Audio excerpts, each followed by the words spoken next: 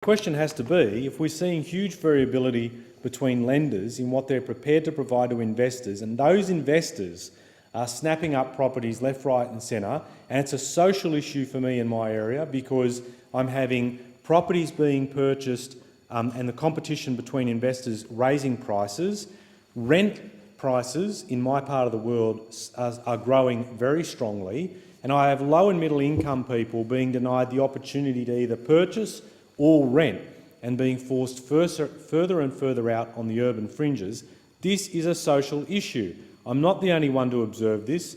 This is other people as well, regulators and people like the Treasury Secretary observing that these are social issues.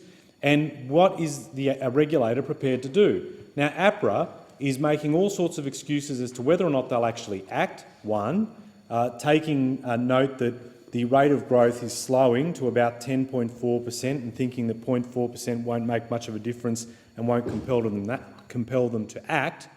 And the other point they're making is that if they do act to try and curb individual lenders, that what they'll do is impose macroprudential tools in the form of increased capital requirements on those lenders, but they will not be transparent and open about it. They will not report those actions to the market. They will not report those actions to shareholders. If there are lenders that are prepared, in some cases, to lend 50% more than more conservative lenders, if they are feeding what has been described as a market frenzy, and APRA is simply not prepared to report on that publicly, that is an issue of concern. It raised eyebrows on the committee, and I note, regardless of your politics on the committee, a number of us expressed surprise that APRA would do this behind closed doors.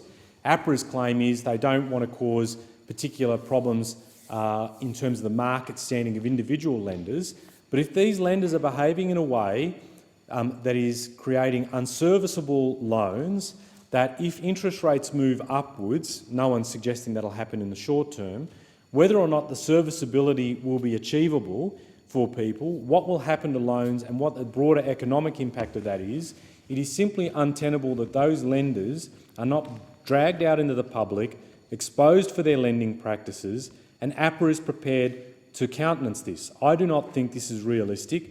Those lenders that are behaving outside of the bounds of what conservative lenders are prepared to do, behaviour is a potential economic issue and needs to be dealt with. I'm very concerned about APRA seemingly dragging the chain on this or seemingly not prepared to act in a transparent way, and I do not think that this is the end of this discussion.